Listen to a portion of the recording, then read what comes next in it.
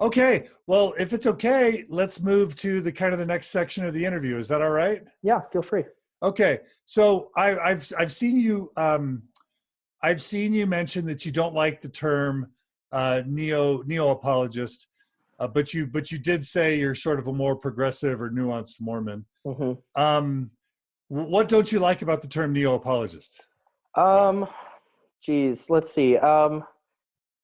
It's not that I necessarily don't like the term. I actually think, John, by you drawing a distinction between one style of apologetics versus another, I agree with that, right? I think that's fair, for you to distinguish between more pastoral approaches to apologetics versus, more hardline or snarky approaches, maybe in a Nibley style or whatnot. Or Daniel Peterson or Louis Yeah. Midgley or Greg Prince, right? Yeah. Greg Smith. I think that's fair, right? And for you to kind of distinguish between different types of Mormon apologists or Mormon scholars, I don't think there's anything wrong with what you're doing. Sometimes the implication from what I've heard, because there's been pushback on your use of neo-apologist, right?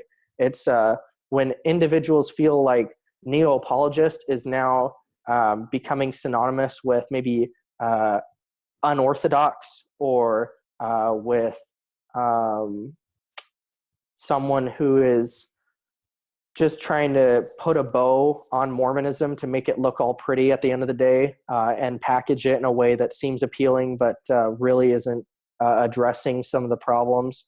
Like for instance, when it comes to the Givens, you would classify them as neo-apologists, but sometimes the term, just not necessarily by you, but maybe by other people, gets used as an easy way to write off voices within Mormon studies at large, or just Mormonism, right, as unorthodox or not fully Mormon. I mean, individuals do the same thing with me, where they say I'm cherry picking, or I'm just living. I'm like a cafeteria Mormon. I'm taking what I like, and I'm leaving what I don't like, as if our voices don't matter or don't have validity, or our experiences don't have validity, or what our efforts are, our approaches aren't legitimate. If we're not legitimate voices within the church, which of course I don't claim to have authority or anything. I'm just speaking for myself, but it's an easy way to invalidate someone, right? And so that's just what I would be hesitant with.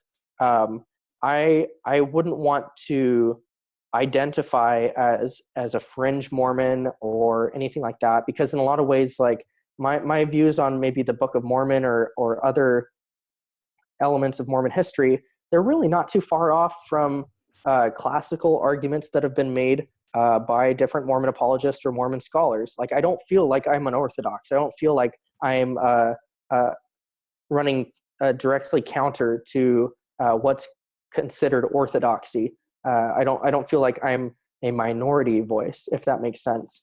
When it comes to the Givens and Bushman and other individuals, is just that I think a major aspect of what sets what we could dub neo-apologetic Mormonism as is just a desire to, and you've said this yourself, to validate the experiences of individuals who have problems with the church rather than write them off immediately.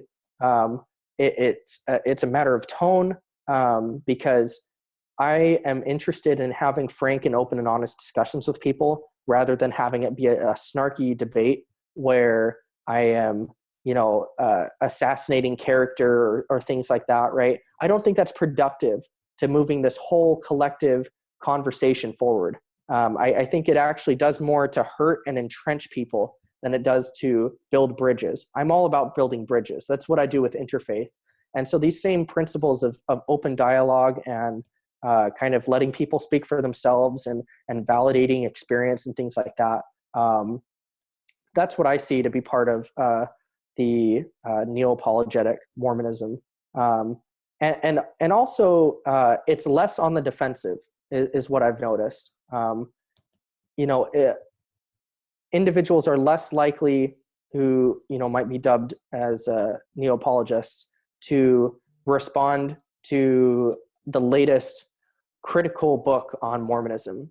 You know what I mean? Like the Farms Review has all these reviews of different, like maybe anti-Mormon books, right? Where they would just go and like hash out all these ways in which this author got it wrong. And I feel like neo-apologists generally aren't looking for that kind of apologetic engagement. It's usually more positive apologetics than negative apologetics.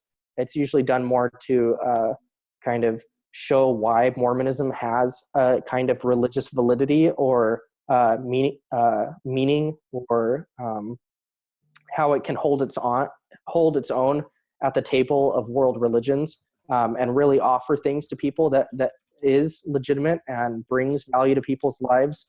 So that's really what I think of neo-apologetics. I would just be careful for people to take that term synonymously with unorthodox or this like new brand of Mormonism that's trying to somehow go against everything that Mormonism is about, and repackage it so people stay Mormon.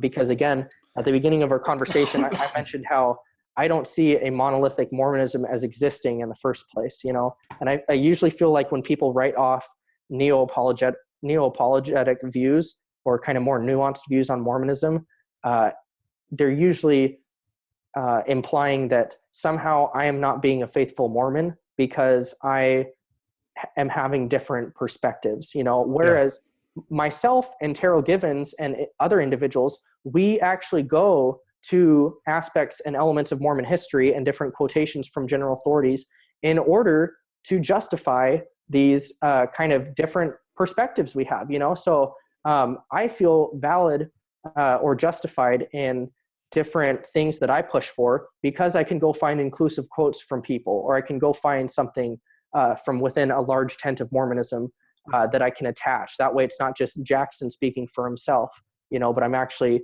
bringing a little bit of weight to it, right? And so that's what I see a lot of neo-apologetic efforts doing. And certainly people interpret Mormonism in different ways. There's a lot of data that comes with what we could put under the umbrella of Mormonism. And it's inevitable that people kind of have different perspectives on the matter. So I'm against people invalidating me and other individuals as teaching Jacksonism or Terrell Givensism or things like that, right? Right. Because it's not just me, I'm actually trying to be authentic in my Mormon expression by including, drawing these views I have from elements of the Mormon faith to begin with, and all of the many quotes and, data points and arguments you could make out of it. Totally. And I loved your explanation. I loved your acknowledgement that there is a new type of apologetics, whatever we're going to call it. That I love it when you or Patrick Mason or others acknowledge that the former form of apologetics in many cases was damaging and mean-spirited and hurtful. I don't mean to put words in anyone's mouth, but I think that's been established. I see this as the step forward, essentially. And so I appreciate that. And I also want to be on the record. I don't feel like I've ever said, for example, that the Givens or the Bushmans or you aren't sincere. I do not mean, when I use the term neo-apologetic, to mean that people aren't sincere. Yeah. I don't mean to say that they're feeble. I don't mean to say they're illegitimate. Mm-hmm. I don't mean to say that they're, even picking and choosing, or in some way just inferior or insignificant. I think when I talk about neo-apologetics, and I don't believe it means that they should be dismissed in any way. When I talk about neo-apologetics in a problematic sense, number one, I talk about it in a positive sense because I see neo-apologetics as an improvement over, and I also think it's a group of intelligent, kind, loving, gifted, generously spirited people. Mm-hmm. And so in that sense, I use the term only positively. Yeah. And I mean it sincerely. I really do. Mm-hmm. I like you. I like Tom Christofferson. I like Bushman. I like the Givens. I like Patrick Mason. I think these are lovely humans, right? Yeah. Fiona mm-hmm. Givens. These are lovely humans, Certainly. Right? Humans that are deeply intelligent and deeply faithful. And I do not think neo-apologetics means they don't really believe it. I think they really believe it. Okay. Mm-hmm. Now, where I think neo-apologetics, is something that some still struggle with. It's this. I can see where you can pick and choose past quotes or scriptural passages or interpretations in a way that can allow you to claim that a lot of the things you're teaching now still have Mormon roots. Mm-hmm. But there's this idea that that is attributed to Richard Bushman, that for many, many years, probably over a decade or decades or even over a century, that the LDS Church taught a fundamentally unsustainable and many would say untrue narrative.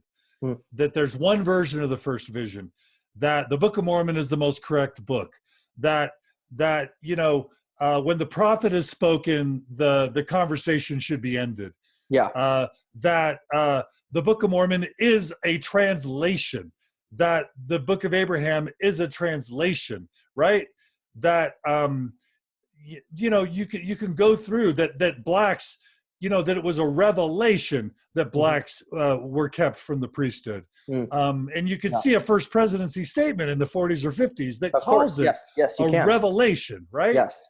And that the Book of Mormon, is exactly what it claims to be, the most correct book on the face of the earth, and that it says very plainly that people were cursed with dark skin because of their wickedness, and to keep them from being, of attraction to, the white people, right? They take all of those things. That's the narrative that so many of us were sold, that the earth is 6,000 years old, that there was a literal flood during the time of Noah that covered the whole earth. These are not just things that were trendy or that, that only fools believed or some subsegment of the church. This was the prevailing doctrinal and historical narrative of the church for decades, if not a century or more. Now, I know you can pick and choose different things, and you can find Widstow said this, and Talmage said this, and B.H. Roberts said this, but I'm talking about when people joined the church, the narrative that they were taught when they joined. And when people sat through years of seminary and institute and church instruction, this was what they were taught. This was the Mormonism that decades and generations of Mormons were taught. And it was a pretty monolithic, overall a monolithic and a literalistic and a sort of a consistent narrative that was very orthodox. So when neo-apologists come along, they're basically trying to, what some of us are concerned about is there's no sort of just flat out, we've been, the church has been wrong. We've been deceived. We've been misled. There's all sorts of errors and problems and harm that the church has caused. It's sort of this sleight of hand. These are not the droids you're looking for. These are the Mormon truths we believed all along. And here's a version of Mormonism that has roots in various interpretations of quotes in scripture. There's sort of an unofficial status to it. These people aren't official spokespeople for the church, although unofficially they're promoted by the church. These people, it's the brethren that should be speaking, not the apologists, and they're advancing a narrative that doesn't leave room for the church just flat out apologizing for the mistakes that it's made, for the harm that it's caused, for the ways that it's deceived and misled people. It's almost like the church is allowing them, and even behind the scenes through Deseret book contracts, through the Temple Observatory Group, through the Givens firesides and the Bushman firesides, the church wants to put these neo-apologists forth as a kinder, gentler way to slowly change the narrative in sort of an Orwellian sense, where they'll start teaching all these things, teaching a new, softer, less literal form of Mormonism, such that in 10 or 20 or 30 years, the church will be able to claim, see, we've been teaching and supporting these things all along, without the atonement, without the repentance, without the acknowledgement of the harm and the damage and the misguidance and deception that has been caused for generations. And so whether or not neo-apologists are sincere, I think people view them as unofficial and as in some way aiding in the systemic rewriting of history so that the church doesn't need to be accountable for the real harm and deception that it's taken part in. So I don't expect you to be able to sort of respond to all that, but can you get a sense for the reason why people have concern about the role you're playing, whether or not you're sincere, whether or not you mean it, whether or not your feelings are legitimate? Can you see why some people have concern about the role that neo-apologists are playing in this whole sort of unfolding of history? Yeah, no, I can definitely understand that. I don't know of very many neo-apologists that would claim that their views have been the established orthodoxy for all, like this whole time. Like, I'm certainly willing to admit to when, I am running counter to what has been a historical narrative within Mormonism. In many ways, it's because I recognize problems in the narrative that I'm wanting to move past, and improve upon these problems and offer potential solutions to these issues. That way, the narrative we have moving forward is one that is, more accurate to history and is more accurate to reality than maybe what has been taught before. And personally, I would love to see, further efforts be made on behalf of the church to kind of make amends for some of these issues in terms of, let's say, like blacks in the priesthood or things like that. I think there's a lot of reparations to be made, or that we could be making, that have yet to be made, right? So I recognize when it would be, I think, mature and a good course of action to more openly recognize some of the problematic elements of history and how things have played out. When Oak says we don't make apologies, how do you feel about that kind of statement? Well, yeah, I mean, I would just see things differently than Oaks would. And it's certainly interesting to see the different voices within the Quorum of the 12 play out, because some of them have very strong personalities or very strong subjects that they like to focus on, like Oaks, in terms of homosexuality or LGBT issues, right? I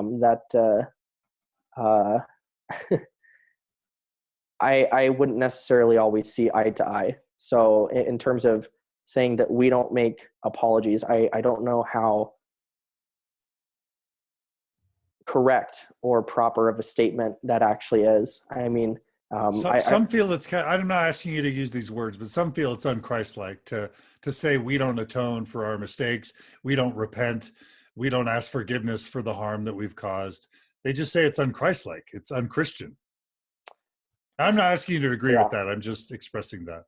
Yeah, I can't say that quote does make me uncomfortable, and I wouldn't rally behind that quote. Yeah, I appreciate your candor there. Really, I think you've already said it. So some wanted to ask if you have empathy and validation for those who choose to leave, and I think absolutely your feelings about your mom just make that really clear, right? Yeah. Mm-hmm. Do you feel it's okay to criticize the church or its leaders or its policies, or do you think it's wrong to criticize church leaders and policies? So I run a Facebook group called Millennial Mormonism that has about 470 members now. Different millennials, also, my age or a little bit older, who are individuals, probably much like myself, who have a love for the church and our faith, but also don't shy away from recognizing when there's problems and when there's room for improvement. And so within that group, to try and prevent criticism just building up negativity, we always strive to make it constructive criticism. I think constructive criticism is a good form of criticism. When a criticism is solely pointing out something wrong without offering a solution or talking about ways that it could be corrected or made right or better. I don't know if there's much value in a criticism that's just somewhat negativity for the sake of negativity. So I would hope that when I criticize, it is because I recognize problems in the culture, in certain institutional elements, maybe certain things that we can improve on. Like I'll give you an example. Recently, with the recent temple change to where priests can now perform baptisms for the dead, I can't remember a time when I didn't feel like that the fact that priests couldn't baptize in the temple made any sense at all. Like, there was just no explanation for why they couldn't baptize in the temple, because they could baptize outside of the temple, So now that we have allowed priests to baptize in the temple, that just makes a whole lot more sense. And that's something that, I would criticize before the change took place as something that I don't see any valid reason for us to keep up this practice. And so when it comes to criticism, yes, I consider myself a critic in the sense that I care about the community and the church and my faith enough to look at elements that I think stand in need of improvement and speak candidly about them and really strive to establish Zion in a way that is faithful, but is also kind of cognizant of areas that need improvement. I think that's what part of establishing Zion is all about, is looking for ways to not only better ourselves, but to better those around us and better the situations that we're in. I would certainly hope that is the spirit moving forward, rather than accepting the status quo on the basis of it just being the status quo. I would hope that we can look kind of critically and really think about different elements of our faith and how we might be able to improve them moving forward. Appreciate you acknowledging that there's a place for constructive criticism, and that you believe that as long as it comes from a spirit of wanting to make things better and of constructively engaging the church, that there's a place for criticism. Yeah, absolutely. We appreciate that. So what is your intent? So there's a lot of people that have been frustrated with maybe your attitude or your posture of your tactics. Some say, are you proselytizing? Some say, are you attention seeking? Some say it's about ego. Some say you're trolling. Why are people asking? Some called you like a Dan Peterson in embryo, which I think is a disgusting, offensive, inappropriate, ouch, right? Sort of thing. It's just not fair. It's not a fair reading of how I see you as engaging. But where do these sort of concerns come from? Is it that you've evolved over time? Were you more offensive in the past than you are now? How much of this is your evolution in terms of your demeanor? How much of this is just a misunderstanding of what you're trying to do? And if you just want to cut to the chase, what is your intent in your engagement in places like the Mormon Stories Podcast community? Yeah, well, so I will say that early on, I've probably been part of Mormon Stories Podcast community for over a year and a half now, maybe close to 2 years, maybe, with varying levels of activity. And when I first joined, I will say that unfortunately, my demeanor was that of kind of the classical snarky apologist, right? Who joined the group to, while on one hand share my beliefs and defend something that I thought was true, on the other hand was fairly invalidating, and also just was less mature and less friendly. And so I think one of my first posts it came out of a place of ignorance, just because I hadn't dealt with the larger post-Mormon community online before, right? And so that was really my first introduction into a larger community of individuals. And so I can definitely say I've matured over time. And my first post, I think, in Mormon Stories Podcast community was posting something from Fair Mormon, as like my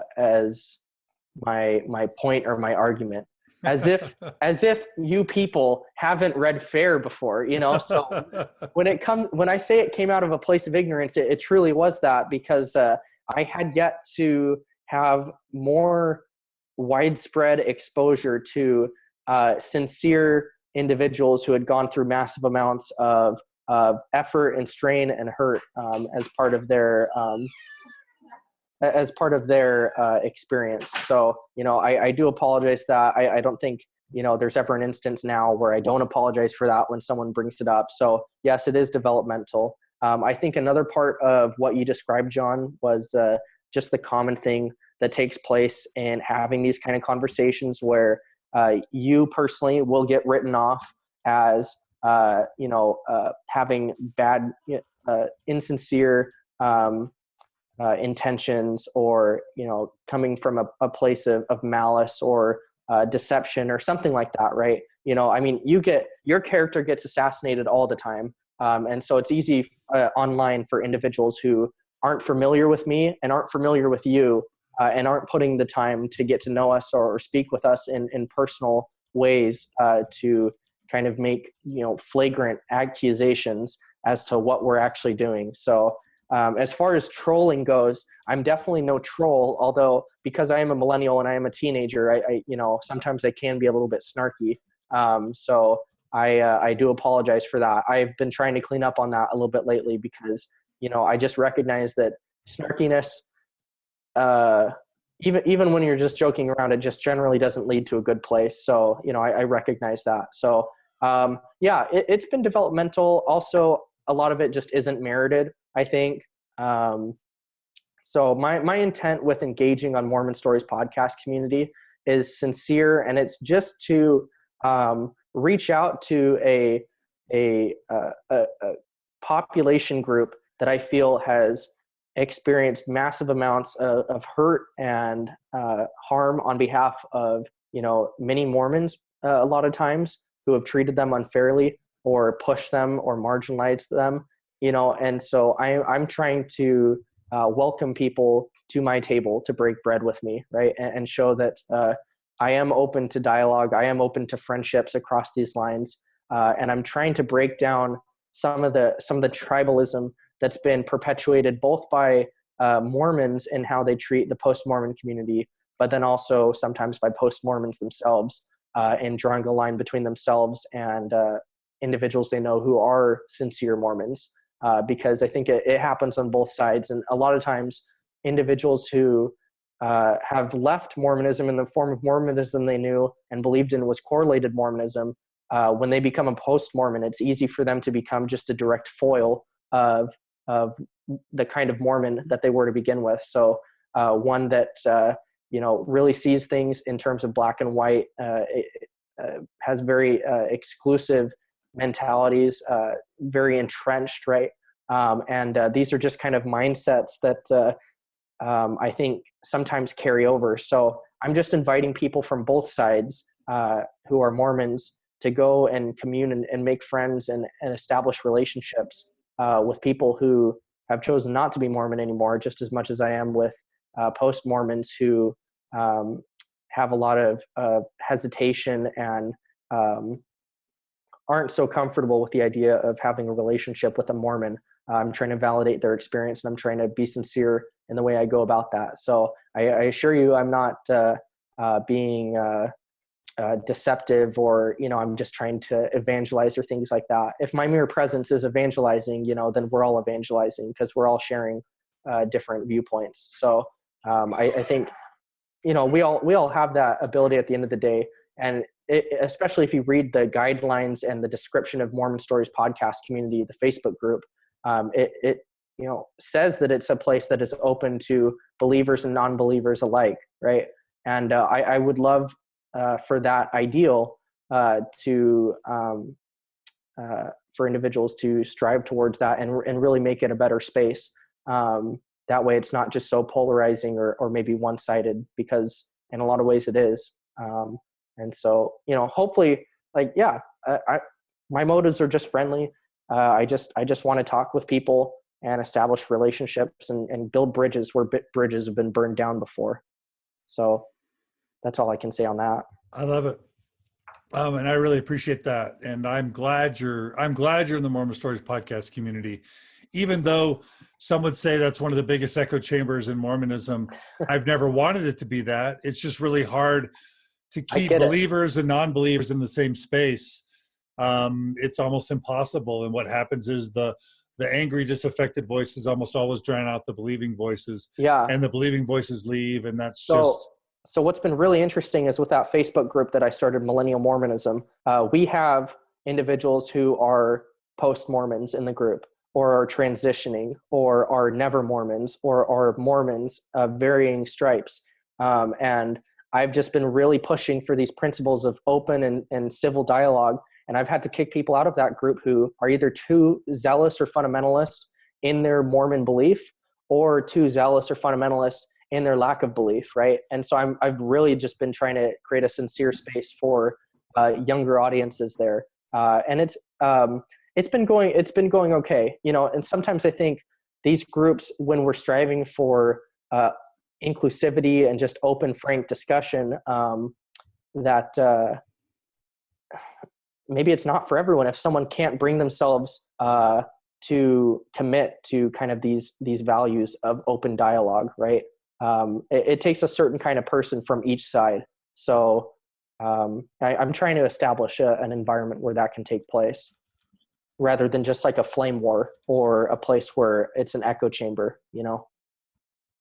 Yeah, I love it. Okay.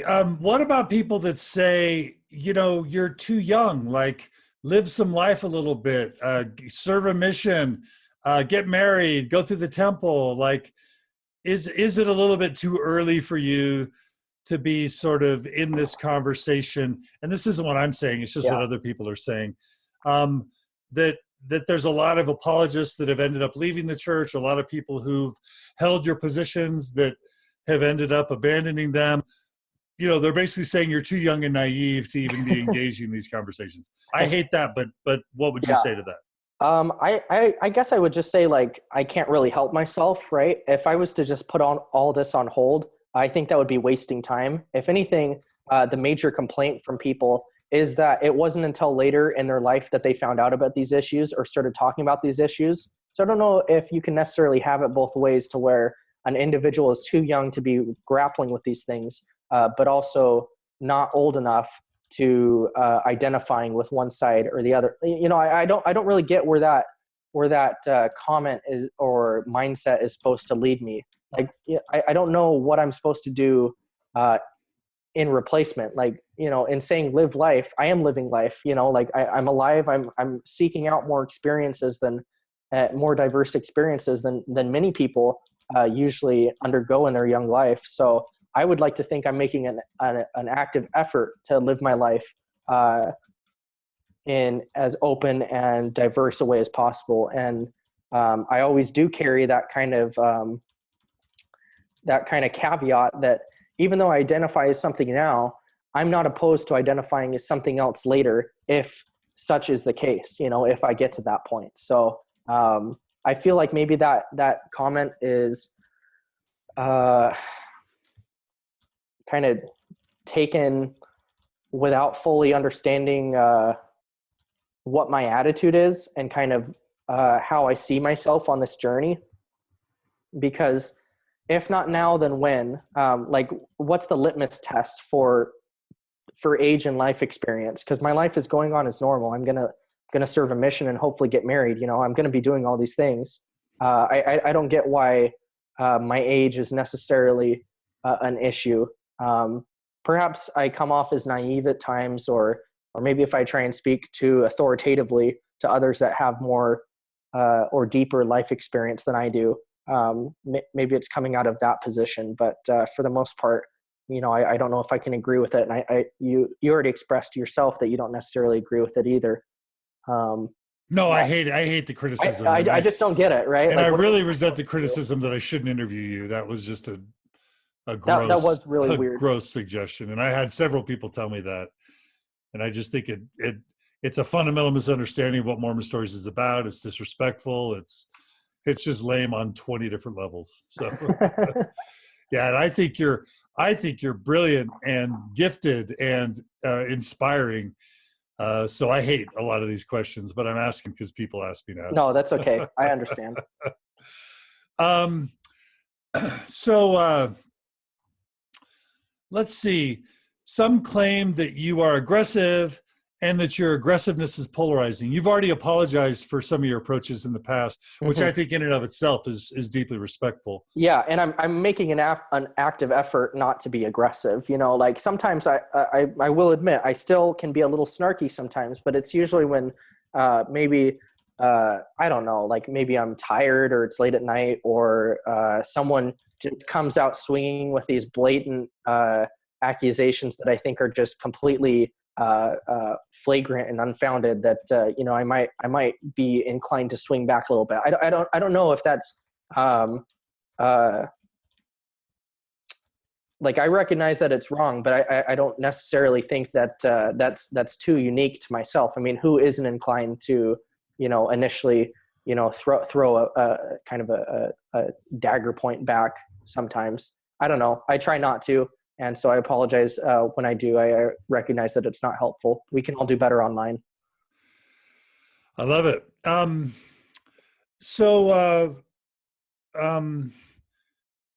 How open are you with your bishop and your local ward and stake members and kids at school? Are you able to be open and honest about your views? Or is this something you reserve just for the internet?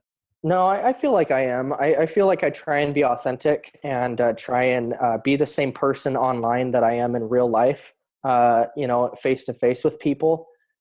Certainly, when it comes to different conversations I have, sometimes the moment calls for me to be a little bit more critical or a little bit more vocal about opposition that I have. Sometimes I don't feel so inclined to kind of draw away from the moment for the sake of sharing my own views. It's really a case by case basis that I think is just a normal experience. But I certainly don't feel like I have to be dishonest with my presence or my understanding with my bishop or things like that. I express many of these things, if not all of them, with individuals who ask, whether they're face to face or online.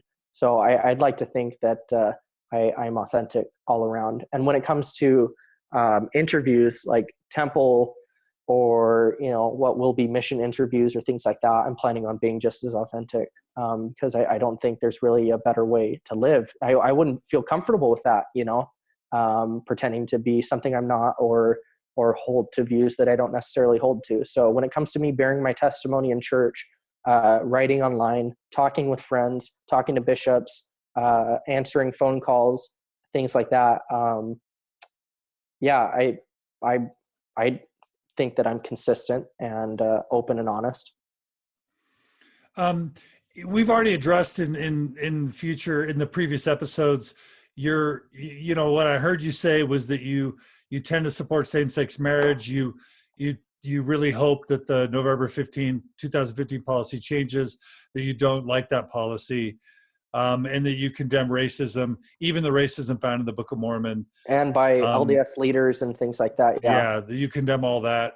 I want to give you a chance to talk about women and sexism in the church and, ordained women and just systemic patriarchy that many say is deeply damaging. Do you have any feelings or thoughts on that? Yeah, I am not opposed at all to the idea of women getting the priesthood. I believe that Mormonism is a faith based on revelation. So when it comes to individuals feeling like that is a gap that needs to be filled, I'm not opposed to them saying like, I think women should have the priesthood or expressing that or things like that. It was actually really funny because it was at the Parliament of the World's Religions when I first, which was my big interfaith debut. That was when I met Kate Kelly for the first time. She did a presentation there as well. And I attended her presentation. I had only heard her name beforehand as kind of a hiss and a byword by different ward members who, kind of scoffed at the idea of women getting the priesthood. And so I was really intrigued in meeting her and talking with her a little bit.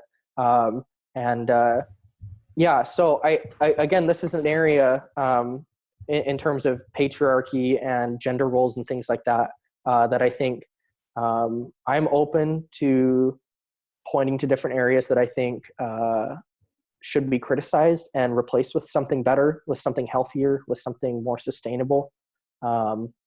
I would like to see more equality within the church, and more emphasis on female divinity and women's roles in the church. I am not fundamentally opposed to a male priesthood, but I would at least like to see it shifted from maybe being framed in the context of males having superiority over women to, men and women being equal in different not necessarily responsibilities, but at least in terms of worth. I think for the most part, there's not many people who say that men are worth more than women in the church. Like as far as leadership goes, that's not something you hear, but certainly by different actions of ours, sometimes that can be implied. Or when it comes to roles and responsibilities, sometimes the spotlight is a lot more on males than it is on females. And I would just like to see a Mormonism moving forward that is more open to kind of maybe reforming some different issues and making things feel more inclusive. I don't think necessarily that men and women need the same responsibilities, but I would like to see different roles being recognized as equally valid. So, if men have the priesthood, then, women have a complement to that is also important and is also seen on par, and that women can own up to and identify as their own, much as males do with the priesthood. Or maybe it gets extended both ways. I don't know. But these are conversations I would like to see had. And I have different friends of mine who, this is a common thing we talk about all the time, is like feminism and women's issues. And so I'm all for bettering the church in that way. You talked about your multiple highway analogy that I really loved in a previous episode. If somebody says, is the Church of Jesus Christ of Latter-day Saints the one and only true church on the face of the earth, do you have a response to that? Like for me, I believe it is, but I would have to clarify what I mean as one and only true church. I would not want that to be synonymous with a kind of monopoly on truth, or as the only valid path for individuals in this life, because sometimes I think it's clear that Mormonism doesn't work for individuals sometimes, and it's the healthier, more authentic path for them to take somewhere else. I mean, I certainly saw that with my mom. So when it comes to God leading us through certain experiences, I believe he can lead us in the church just as much as he can lead us out of the church as well. And that might be a kind of provocative in me saying that, because I think at the end of the day, like, it's my belief in God giving us these experiences for a learning purpose that I hold as more dear to me than, maybe the validity of Mormonism as a set path. So I do believe that God can take someone or inspire someone to, seek spiritual confirmation or fulfillment in paths outside of Mormonism. And at the end of the day, it's up for that individual to decide whether or not they authentically feel like they are being led by God and being moved along the path that they are moving along. So I believe it's for a learning purpose. I think it's for a refining purpose. Individuals of other faiths, they're placed there to learn, to progress, to refine. And at the end of the day, we're all just trying to better ourselves, and we're all going, hopefully we'll end up in a place where we can progress and continue progressing. I mean, at least that's what makes sense to me. So just to push, maybe just to respond a tiny bit, it's sort of like you're wanting to say two mutually exclusive things, that it is the one and only true church, but that there are many paths. And honestly, sometimes that's when people struggle with the idea of neo-apologetics or nuance, because we're, in some sense, sometimes we try and stretch the meaning of words to where they don't have meaning anymore. But to say, you can say it's the one true church for me, but then that's not the one true church. And Mm-hmm. you could say it's, other churches and paths are valid, but then it's not the one true church. It's one of many true churches. And so Yeah. can you see how, in a way, you're trying to hold down two positions that are a bit mutually exclusive? Yeah, I think it should. That's why I try and elaborate what I mean if I ever use the context, the one true church. It's in terms of talking about my belief in the saving ordinances, in priesthood authority, and things like that are kind of exclusive to the faith. That's what I'm highlighting when I speak of the one true church. But I think there's definitely a narrative or kind of this cultural tradition of really inflating this notion of the one true church beyond what I am comfortable taking it. Right. And so, let me give you a brief example. In the Doctrine and Covenants, before the church is even organized, there's a revelation where God refers to his church, and refers to, those belonging in the church as those who believe and repent in him. He's referring to a church that doesn't yet technically exist. And so that gives me hope that, I refer to a church I can refer to church in multiple contexts. I can talk about the LDS church, but I can also use church as a wider Christian community, and use the church in, even a wider sense. So yes, it does kind of redefine and push the limits of some of these definitions maybe to where they do become just very abstract. But it's because I see multiple contexts where one can be valid in using these terms in different ways and framing them differently. So, generally I would be more comfortable saying, I believe this is the one true church, than saying, this is, as a matter of fact, without an absolute doubt, or any other hypothetical possibility, that this is the one true church. I don't know if I would be, I feel like when I say this is the one true church, it's because I'm speaking from a subjective experience. And so if ever I use that, and this will play into my mission, when I'm using that term, it will be because I'm just inviting other individuals to investigate and determine that for themselves, whether or not they believe that, because that's kind of where I'm at right now. And I just invite other people to kind of undergo the same process to determine that for themselves. Right. I think maybe you can acknowledge that to be in sort of a nuanced, liberal, progressive, maybe even neo-apologetic position, you have to walk this tension between seeking for deeper, richer meanings of words on the one hand, and sort of rendering words meaningless on the other. Certainly. Let me give you an example from just my study. When it comes to, I see this within religious studies, right? There's a effort sometimes to define religion. And when it comes to religious studies, one of the first lessons we learn in the academic study of religion is that you cannot actually define religion, because no matter what kind of definition you try and set on it, it's going to be not inclusive enough to the full human experience. And that's something we just really hammered home. And maybe it's just more of a postmodern approach to kind of these issues, is that we all carry our own baggage, our own biases, our own preconceived ideas, whether they are conscious or unconscious, and we interject them in the way that we interpret data from reality, right? And that's something we cannot get past, and we all carry this baggage. And so the best we can do in terms of scholarship and academia is, put forward our arguments with the caveat that this is the bias that we are coming from. At least in religious studies, that's very necessary.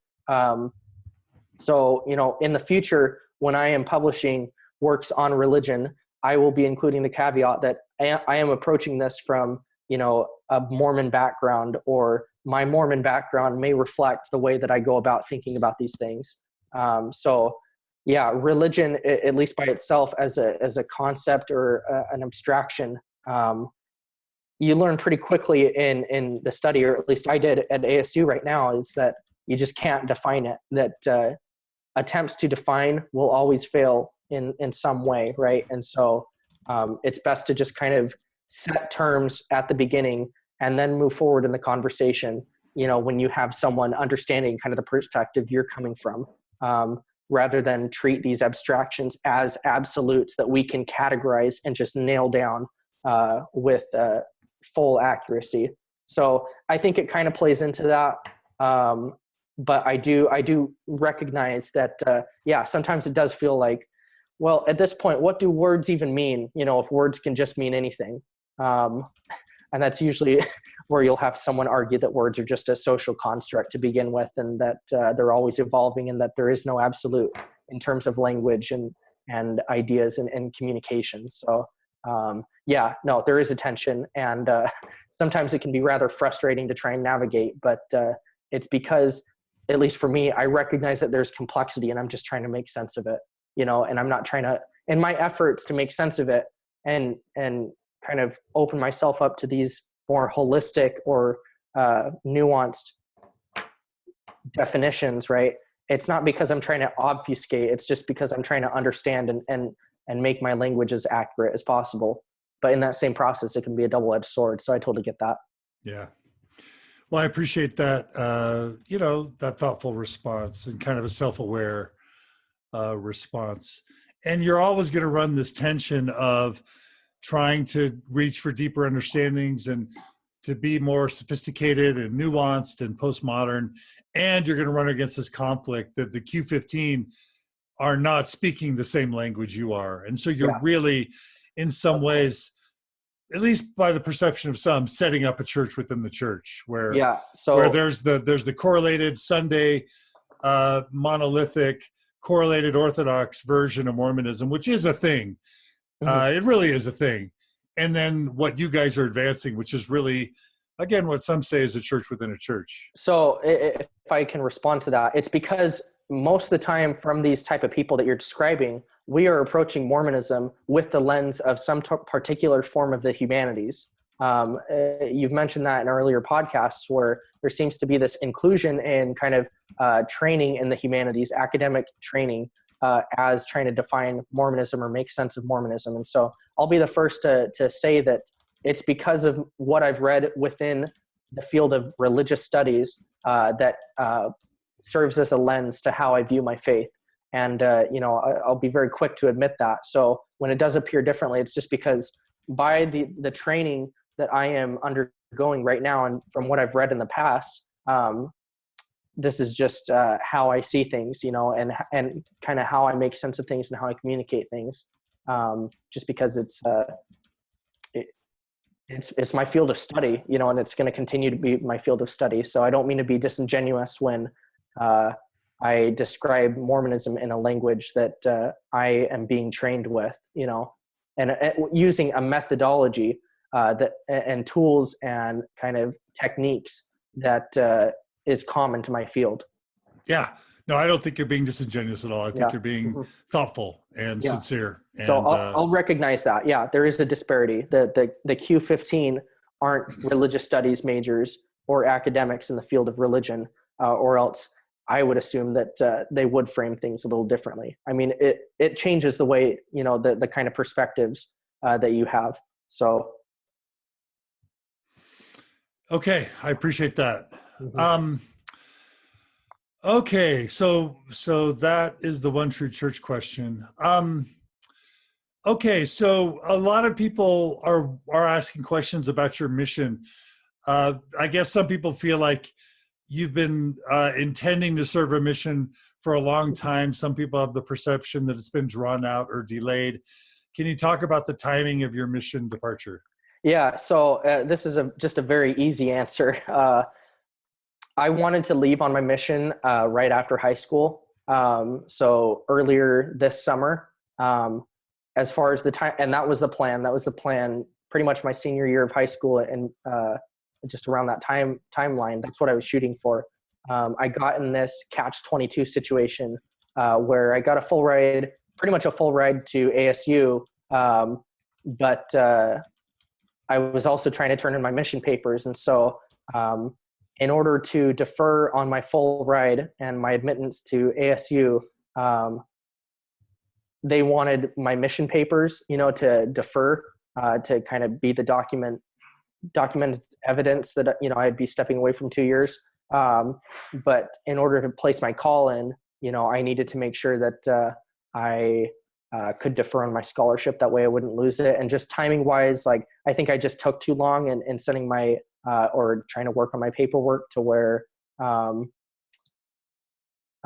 it just didn't work out timeline wise. So I just decided, hey, I'll study for a year. There's no harm in that. Lots of people do it. And that's simply what's happened.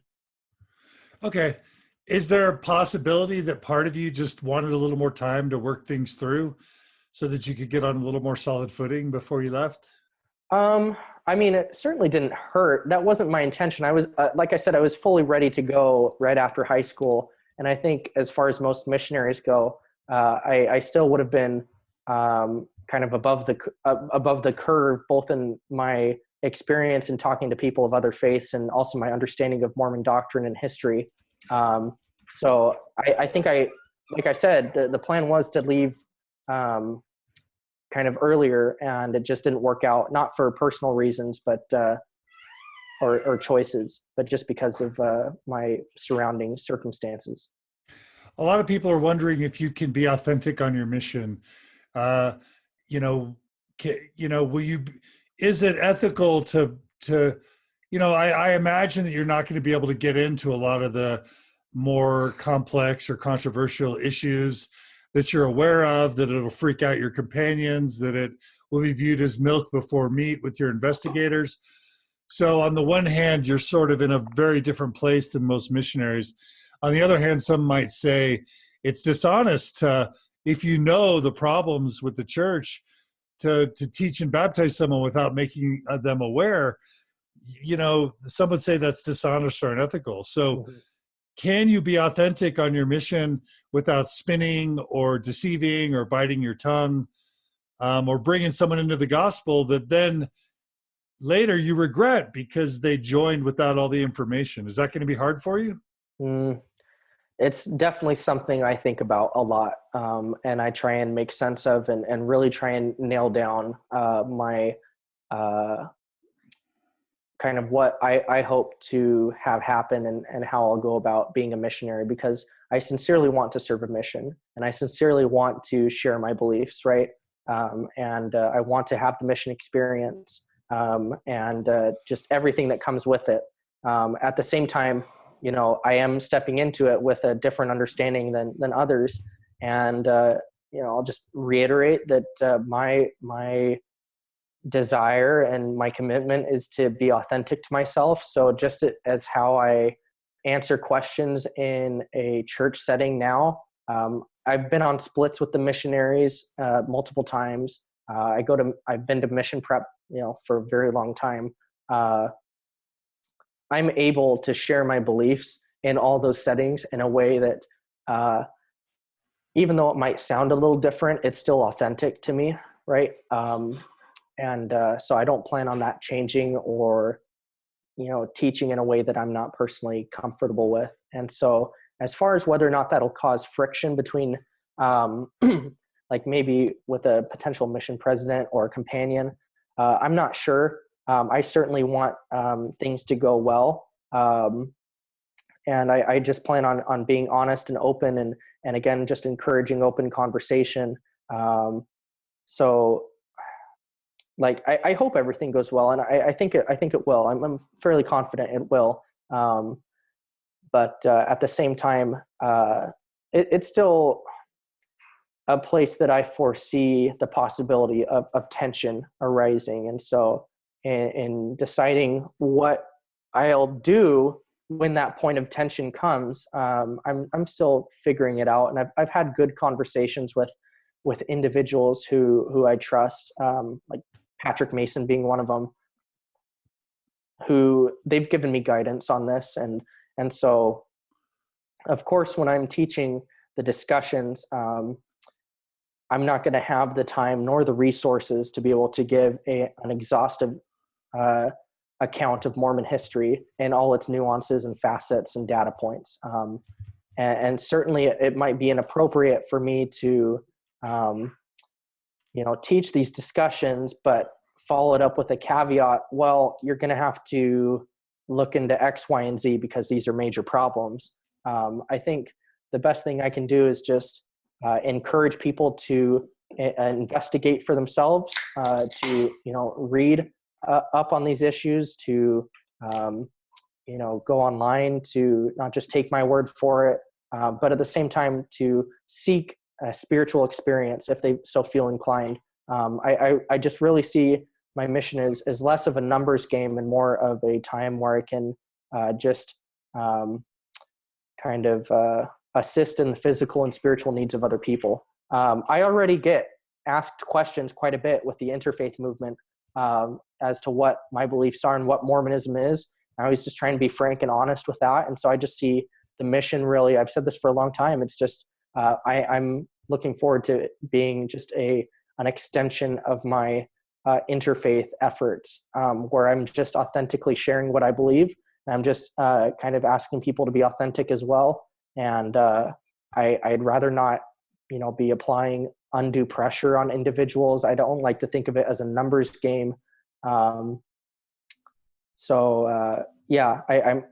just approaching it with a different paradigm, and hopefully, it'll all go smoothly as well. I've been told by many individuals that I'll just frankly not be able to make that work. So I guess I never know until I try. And, it's my desire to go out and serve and live my faith, but then also help other people and have this unique experience for myself, this kind of coming of age type experience where I'm really hoping to mature a lot and gain a completely different life experience than one that I've to this point been able to have.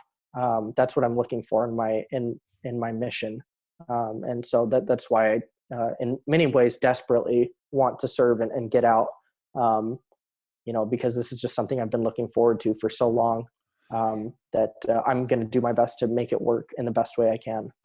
So just to summarize two points and move to the next question, Doug basically just says that a lot of missionaries don't know the problems with the church, and so they're kind of not accountable because they don't make investigators aware of the problems because they don't know them.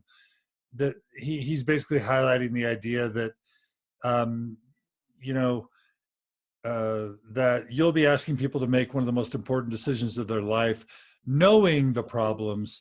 And so he's just highlighting again this idea that it's going to be a burden for you to figure out how to feel good about the fact that you know all the problems.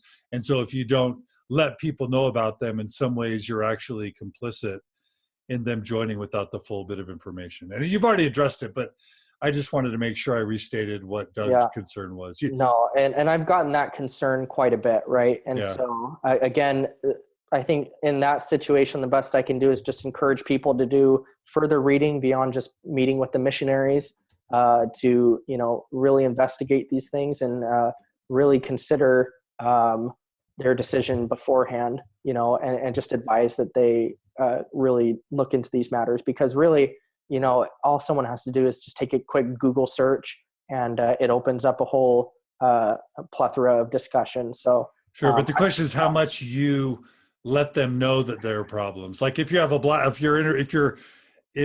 the classic example is you have a black investigator, do you tell them that the church denied the priesthood to blacks beforehand? Yeah, I think I would. And a lot of these things, and if it's a Native American, do you tell them that the Book of Mormon sends racist messages? You know what I mean? That you don't believe in or agree with, Yeah, I mean, I'm just prepared to talk about these issues as they become appropriate. Right. So while at the same time, maintaining a presence in the mission field, you know what I mean? So if I just go spewing off on polyandry in the middle of a discussion, I don't know if I'll be staying very long. Should in my view, no one should join the church without knowing that Joseph Smith practiced polygamy and polyandry. Do you have a position on that? I would just encourage them to read the Gospel Topics essays on polygamy. Yeah. So you would bring up polygamy in the discussions with everyone that you thought might get baptized and say, hey, make sure you read about that polygamy thing if you're interested. Yeah, I guess where it's appropriate, I mean, it is part of our scripture. So to not give an overview of Mormonism, I would hate for someone to feel like they found out about that aspect of it after the fact, So there are things that I think I will be inclined to kind of, give people a nod towards and say, hey, maybe you should read up on this. That's going to be so hard. You're going to want these people to get baptized. Your zonies and DLs are going to be wanting stats. Your mission's going to have goals. And anytime you mention these things, you risk decreasing the chance somebody actually gets baptized. And your companions are going to get annoyed potentially, or it may be amazing. Like, I don't mean to say it's going to be one thing. I have no clue. I don't know what to expect. So it's super complex. I'm going to say that that Chelsea writes. What did Chelsea write? She said, "Going on a mission as a questioning, liberal-leaning member caused harm to my mental health that has affected me ever since. I hope Jaxon's experience is different." And there were other people saying, betting money that you won't finish your mission. I felt it kind of distasteful, but I think, taking out that sort of thing, I think there is this genuine concern with people who like you and care about you, that this is a lot of complexity to own up to. Yes, you're mature. Yes, you're sophisticated. Yes, you're impressive. And what, potentially complex kind of pressure cooker thing, tight rope you're trying to walk. Do you feel that a little bit? Sometimes it definitely feels that way. Yeah. And it's something that I do worry about, and I do hope that I will be able to have a good experience with. But again, I'm walking into, a mission knowing full well the potential friction that could take place or the complications. So I'm not doing it out of ignorance. I'm doing it for, reasons that I find more compelling than not going on a mission. If anything, I have full reason not to serve, considering, based off family situation and things like that. But this is something that I'm very set that I want for my life, and I want to move forward with. Yeah, I love it. I think it's a lot of people want you to blog about your mission experiences. I hope I'll be able to keep my blog. I have a blog right now. So hopefully, some missionaries are allowed to keep blogs or make blogs on their mission. I want to be able to release my letters on my Facebook account. I hope I'll be able to keep Facebook. It just may end up I get sent to a location where I have pretty much zero access to the internet, and I'm just kind of on full hiatus for 2 years, with a little word back. But my hope is that I'll continue to be able to kind of keep in contact with the online community to a fair extent. Not that I'll be engaging in discussion forums and taking time away from my mission, but I certainly would like to keep everyone kind of aware as to what I'm experiencing, and be able to send messages your guys' way. A fascinating comment from a listener. Derek writes, "I knew all the problems and I joined the church in December 2015 after the November policy." Yeah. He says, "There are good people out there, many who will want to join the church. People will be more understanding and patient if we are more open and brave." So I appreciate Derek. Sounds like you need to be someone I interview soon on Mormon Stories. Yeah, I'm actually friends with Derek. So I will second that notion in that you should interview him, because he is a fascinating individual who I think has a very deserving story of being told. All right, Derek, contact me. Let's get you interviewed. So a lot of people are worried you won't last. What are your thoughts on that? Well, I'm going to try my best, right? Like, yeah. I want to, right? And that's the plan. I'm not entering the field with the plan on leaving prematurely. So, I can definitely say that that's something that I want to do is stay the full time. So fingers crossed, and I'm, pretty dead set on giving it my best effort in doing so. If an investigator comes to you, if they Google and come to you with questions about Book of Abraham or polyandry, what sources do you think you'll feel comfortable pointing them to? Just the essays? Obviously the essays. What about Stone Rolling? What about podcasts? The essays are one. I think there's no way I can't just say go out and read more literature. it really, like, I would just encourage people to read from both sides of the equation. I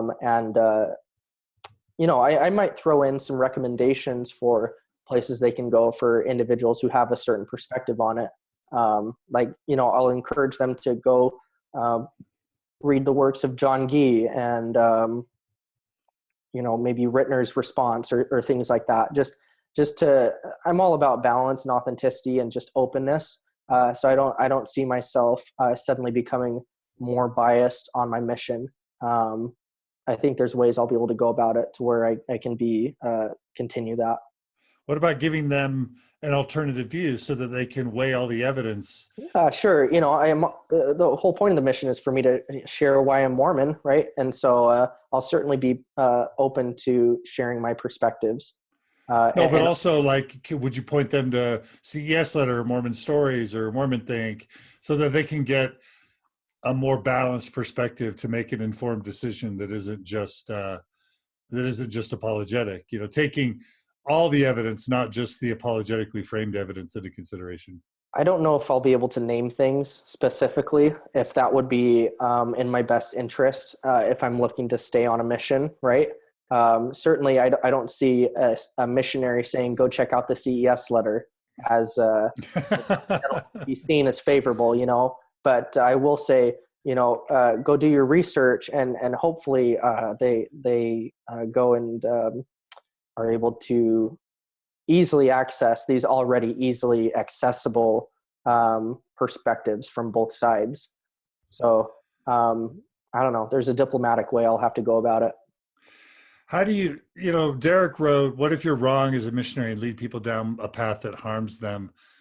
As smart as you are, how confident are you in the path that you feel comfortable putting others on the path? I'm sure you think about that. You've admitted that your position could change, and you've admitted there are a lot of difficult or even troubling aspects to Mormonism. I'm sure you've thought about that. You may get some person to join where they end up spending a ton of time and money and make really big decisions based on something that you yourself admit you may not believe in 10 or 15 or 20 years, potentially. So do you think about that at all? I do think about that. And certainly, in the moment, my intent won't be to lead them down a path that ultimately leads them hurt or harm. I'd like to think that we all experience different things for a reason, like I said. And so even for individuals who end up leaving the church, that they can draw positives from it and that they can feel like in ways that it's refined them through that process. I don't know if that's something that I can necessarily help. Like if the worry that someone might not hold the same views or down the road might no longer believe and they feel hurt by that, I don't know if that's something that I can either predict or help. I can certainly just say, encourage them.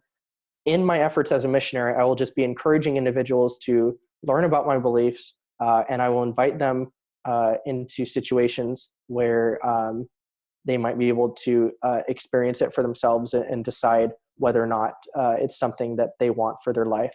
I don't know if I can do much more than that. Yeah, that's what everyone does, really, honestly. Yeah. I'm just going to, again, I see my mission as an extension of my interfaith efforts. And so it's just Jaxon and someone in dialogue. I'm sharing my views and, I'm inviting them to learn more if they want. The same question could be turned on post-Mormons. How could you ever talk to someone about the church not being true if your positions could change later, right? We know people have been excommunicated who rejoined the church. So can any of us ever share any view, right? Mm-hmm. So you've, let's see. We already talked about epistemology and how whether or not feelings are reliable pathways to truth. It sounds like your answer to that was you just have to, well, you did say it's not just about feelings for you, it's about evidence and feelings, and that you're doing your best to reconcile both. Yes, and I would invite everyone to do that as well. Yeah. Do you see leaving the church as a legitimate path, that for some, God might be okay or even supportive of someone leaving the church? That not all, I guess you've already said that you don't believe all people are meant to be Mormons, right? Mm-hmm. Yeah. Okay. Can you explain the difference between a spiritual witness and feelings? Well, I can certainly draw a distinction myself personally between times that I've watched Lord of the Rings and gotten warm fuzzies versus, these intense, intimate moments with what I identify as the divine. I can certainly tell the difference between the two of them. And I can tell, I can say, I'm able to tell you as well when in LDS church settings, what I'm feeling is no different than when I go to Roman Catholic church or a Muslim mosque or something like that. I'm able to distinguish. So there are powerful individual subjective spiritual experiences that completely stand out from the standard, just feel good feeling that I might get in spiritual or religious settings. And it's those feelings and experiences that have impacted and changed my life. They're ones that are not, I'm not able to replicate them at will or make them happen again just because I am setting up, I'm creating an environment that's conductive to them taking place. Like these are the ones I speak of, I'm staying pretty vague because they are pretty sacred to me, but they are spontaneous. They are just so distinct from what I generally experience, when I'm feeling good on religion or something like that. That's what I mean. So yes, I'm able to distinguish between those moments and when I might just generally be feeling the Spirit, or I might just, feel good because I'm hearing a good message. I'm able to distinguish between those two. Yeah, I understand that. And you could also see that, like, if I intend to watch Lord of the Rings, I may not have the spiritual or those emotional feelings that second time. In other words, emotions can't always be forced either. So sure, even emotions can't necessarily be manipulated or contrived. Yeah. But what it comes down to is, you say for you internally, you feel like you know a difference.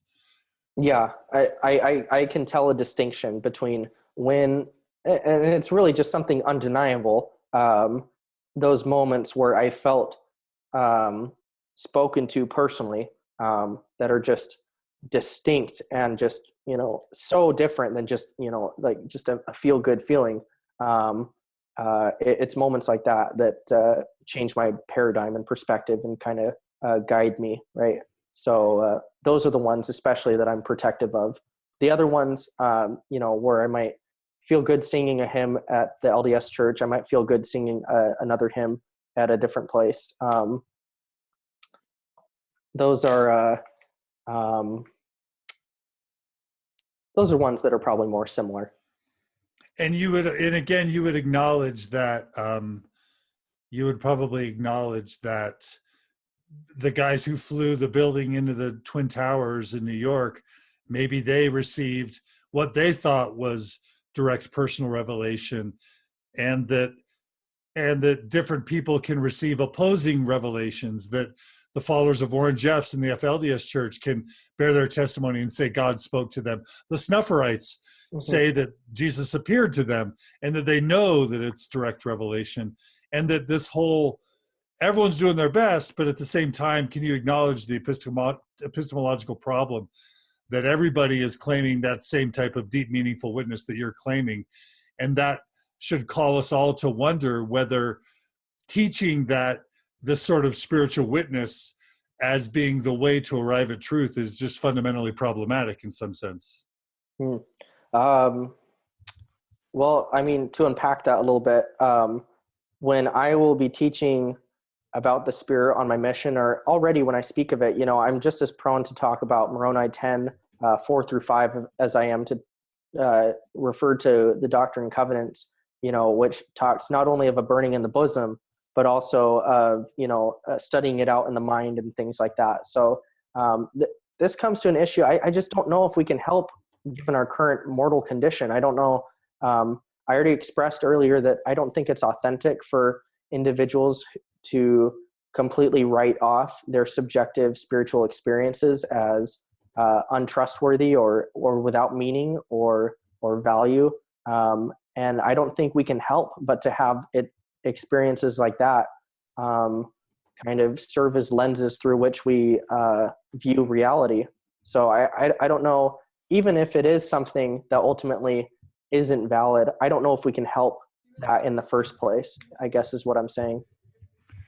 Yeah, it's just a conundrum. You're basically following your truth, and everyone else is following their truth, and the truths may conflict, but everybody's just kind of at the end of the day, like, what else can we do? You know, because if there was some type of foolproof, absolute way to figure this stuff out, I think most people would be on board with that by now. You know, but there's just not. Even using just like the scientific method too.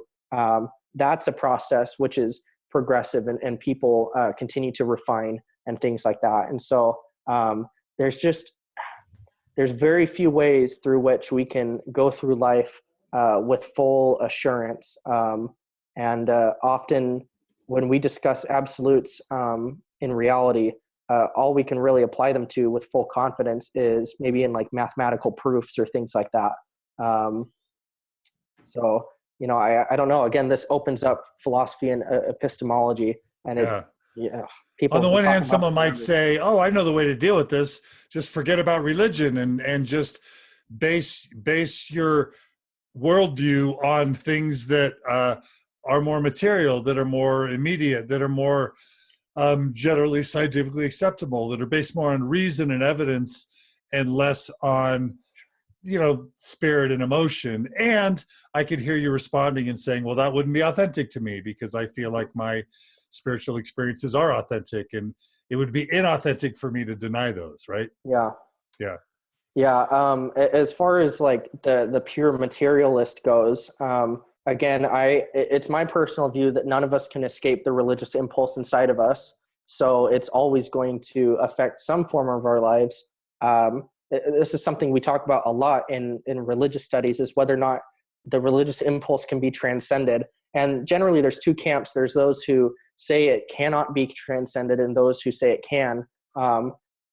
Many of the new atheists, you know, like your four horsemen, would defend the fact that they believe that they fully transcended religious impulse, or, you know, they no longer experience it.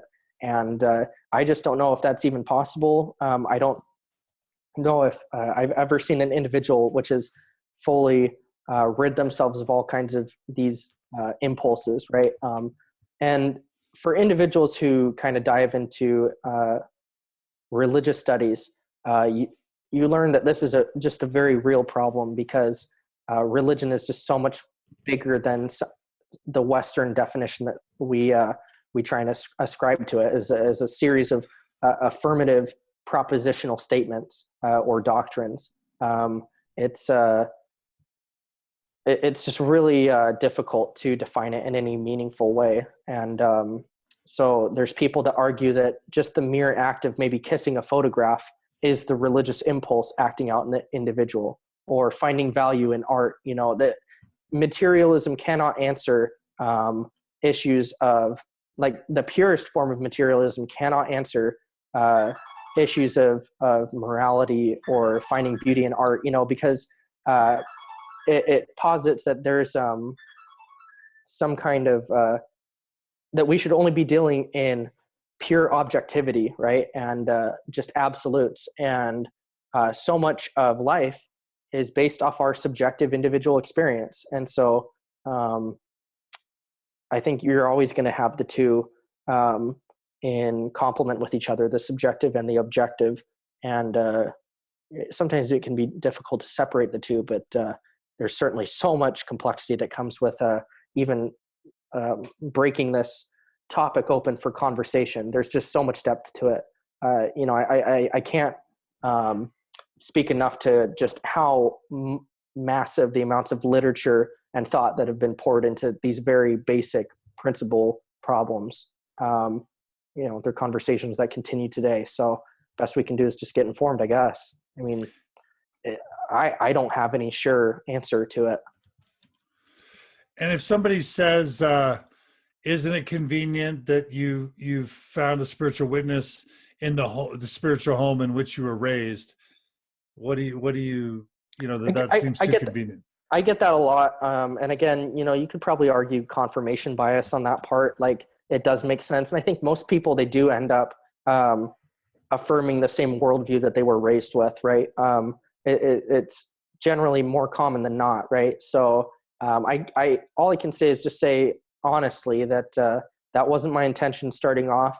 I didn't expect this necessarily to happen, and I didn't make a conscious effort to make sure it happened, right? I was just as prepared to go a different route as I was to go the Mormon route. And I've been doing my best to be authentic and be as open as I can to all these different possibilities. You know, I read texts from other religions. I go visit these places of worship. I actively investigate these faiths and these different worldviews.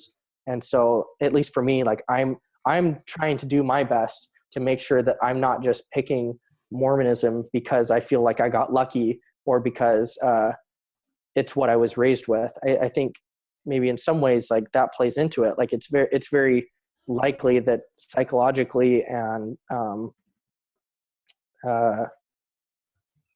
just in terms of psychology that I'm probably more prone to it, in an unconscious way, but it's not something I can help. It's unconscious for a reason.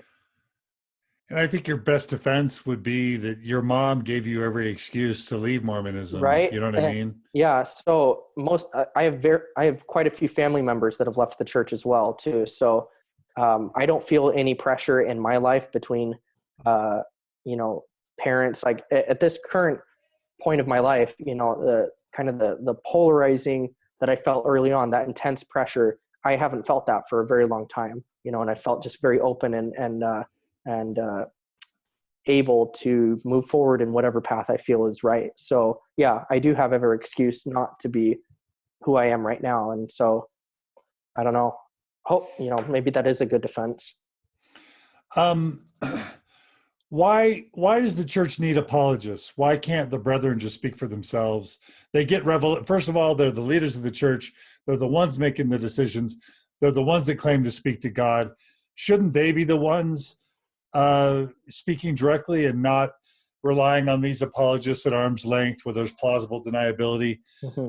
Do you ever wish that they could stand up more and do their own explaining or defending or even apologizing? Well, I mean, I do see them as approaching these matters from two different ends. I mean, apologetics by itself is really a scholarly or rational pursuit rather than a spiritual one. And I see brethren as really in all of their messages not being so focused on scholarship and approaching things, from a purely academic viewpoint, but rather from a devotional and a spiritual standpoint. And so I almost see them as in two different camps that I see both necessary. And I see this reflected in other faiths as well. It's not often that I would see Pope Francis involved in public debates or writing books on why Catholicism is true and putting forth evidence-based propositions. I don't think what the brethren are doing are any different than what many leaders of other faiths are doing as well. And while that might not be satisfying to individuals who might like them to come forward with certain statements, just the whole nature of what we're dealing with scholarship in general, so much of it is open to further development and change and discussion. And so I'm fairly more comfortable with them not making statements like that than I would be if they did. I think if they did make statements of an academic nature,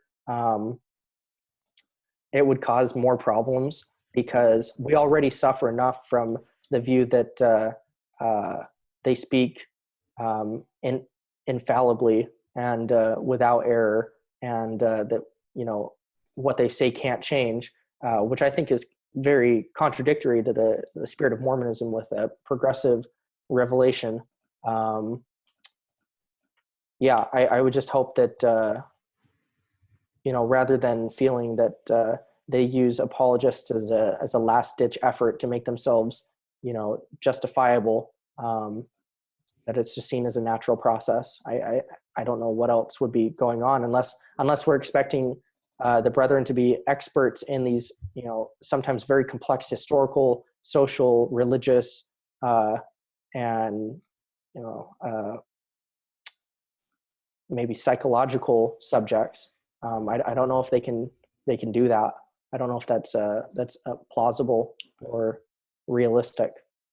For those do you sympathize with those who feel like in every major social justice movement, whether it's polygamy or which wasn't a social justice movement, but it was a social concern at the time, whether it's on race and the civil rights movement, whether it was the ERA and the women's movement, now it's the LGBT stuff. Do you ever sympathize with the concern that these men are supposed to be prophets, seers, and revelators, and yet they trail by a matter of decades most of the major civil rights issues of our generation? Mm-hmm. No, I definitely sympathize with that. And, sometimes it definitely appears as such. I think there's instances where in Mormon history, we have been more at the forefront and more progressive. And then there's definitely times, many times, that it does appear that institutionally we have been slow to change. And I think that attribute of being slow to change isn't unique to the Mormon Church as an institution. I think most institutions are kind of deal with the same thing. But for individuals, I know the concern is that for individuals who are leaders of the church who have what is perceived as a direct line with God, why is it that we struggle so much? Why is it that we're not doing better or responding better? Why is there still harm and hurt? Why are certain choices or paradigms being communicated, through the church as doctrine and things? And it's not just behind the times. They fought the civil rights movement. They literally opposed it. And with the LGBT stuff as of late, they fought the Equal Rights Amendment. They actually worked to defeat it. And with the LGBT issues, we know that lives are literally at stake, where for decades and decades, the church was encouraging mixed orientation marriages, celibacy, reparative therapy, that literally took the lives of thousands and thousands of our LGBT brothers and sisters. So those are it's not just being behind the times, it's fighting policies that end up really harming people, or Prop 8, where they're taking away the civil rights to marry of free citizens of the country. So it is a little more serious than just being behind the times, right? Of course, there's definite negative implications that come with it. And in a lot of ways, these are situations that hopefully we learn from and that we can move forward from and better ourselves as a community. Yeah. But it doesn't for you, it doesn't make you question their role as prophets. No, because just my belief that they're prophets. Sorry, that was my mom. Yeah, so just my belief that they're prophets just entails the belief that they can receive revelation on behalf of the church, and so how much revelation or when that comes, I can't say, but I sustain them as leaders for their ability to do that. That is my hope. That is my what I kind of expect from them, I guess. And so, I believe that the brethren are sincere, that they are well-meaning, and that for many of the issues in the church, that they do seek to move forward in ways that, rather than are malicious in nature, are very they do have people's best interests in mind, but there are mistakes made sometimes. So I don't know. I mean, I definitely don't think it in terms of conspiracy all the time. I would like to think that the brethren have the best intentions and try and operate based off that. I'm not questioning their intentions, the impact. It's the impact. That doesn't mean it always happens. And hopefully when a negative impact is being seen, that change can be made to try and help that, Yeah.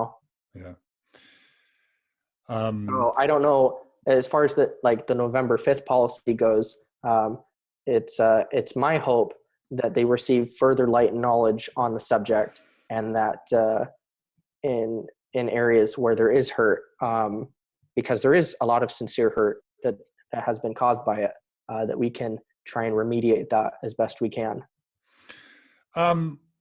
What have you said about Jeremy Runnels' CES letter in the past? Somebody asked, why do you think the Jeremy Runnels is more dishonest than the LDS Church? Did you say that? I think someone gave a whole list of articles and institutions and things like that to list in order from like 1 to 10 or something, or set them in order from how trustworthy to not trustworthy, right? So in terms of just how I numbered and made sense of all these different things that were listed, I did put the LDS churches higher than the CES letter, just because I was looking at the LDS church in terms of an umbrella organization that includes initiatives like the Joseph Smith Papers Project and, a lot of the scholarship that's produced at BYU and things like that, or published through Deseret Book or, what have you, right? That has inspired a lot of genuine, solid scholarship. So it's just due to the fact that I think the CES letter gets more credit or gets mistreated a lot by individuals who see it as valuable, because I think its value only goes so far. Along the lines of Patrick Mason, I can recognize that the CES letter is very much responding to a form of Mormonism that it was born out of. And I don't dismiss all of the contents of the CES letter. I read it at a pretty early age, but I see too many people using it as a club, as kind of an end-all be-all to a conversation, which is kind of a fallacy in itself, because it's just another shotgun approach that certain individuals use it as to kind of shut down any conversation, a meaningful conversation on Mormonism. And so I'm not opposed to the CES letter being used as an introduction to some of these bigger issues. I think that's what it's meant for. What I'm saying is it's mistreated and treated as more than it is, which is an introduction, or meant to be an introduction from more of a critical perspective. Some people just treat it as like a impeccable document, that just lays bare all these historical things. And I would advise people to just go read, entire volumes dedicated to these issues, if they want further understanding. Don't just stop at the CES letter. Okay, so there's what Jeremy's intent was, which was, I think, a heartfelt expression of issues that he researched and tried to assemble into a single document. Mm-hmm. Can you acknowledge that it was a sincere and heartfelt effort to aggregate into one document his sincere and legitimate concerns with the church? Yes, certainly. And that it was not done with an intent to deceive. It was done with an intent to bring forth credible and reasonable sources and issues that are of legitimate concern, not just to Jeremy, but to many people. Yes, I recognize that. Okay, so your objection isn't to Jeremy. You're not claiming Jeremy was deceptive or mean-spirited or disingenuous. Is that correct? Yeah, and in the past, I may have made statements that may have been more along those lines, maybe like a year ago or more.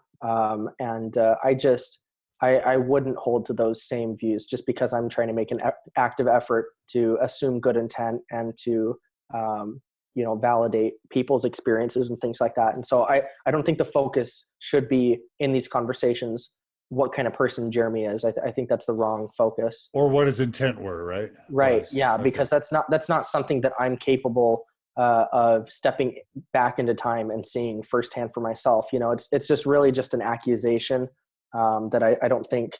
Okay. I think now there's arguments to be made as towards Jeremy, and not to dig into them too much, but there are individuals who claim or who would complain in the way that the CES letter is being used by the CES Foundation, or whatever the nonprofit organization that's been funded out of it or founded. Just that it's being blown up for more than it actually is, that if it truly is an introductory document into kind of a critical perspective, then maybe a lot of people just say it's being blown out to more than it actually is. So you the concern you raise is that is how it's being used, right? Yeah, certainly. And there's people who complain about how it's being used both by individuals who read it and circulate it, but then also there's some complaints against Jeremy himself. But I don't want to get into that. Okay. Just that where is there a better single book or document that fairly lays out the problems with the church's truth claims? Can you name a better document?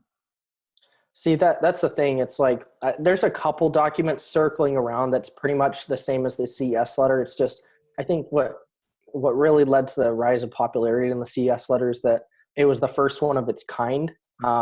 There's plenty of different like maybe evangelical apologist publications on the many issues of Mormonism. Those existed before the CES letter did. What the CES letter does in a lot of respects is just put all these criticisms in one place and distribute them all at once. So is there a better document out there that you could name where if somebody said, hey, Jackson, where can I read a fair, honest treatment of the main problems with the church's truth claims? Is there a better document than CES letter? I wouldn't probably, I wouldn't be able to point them to a single document.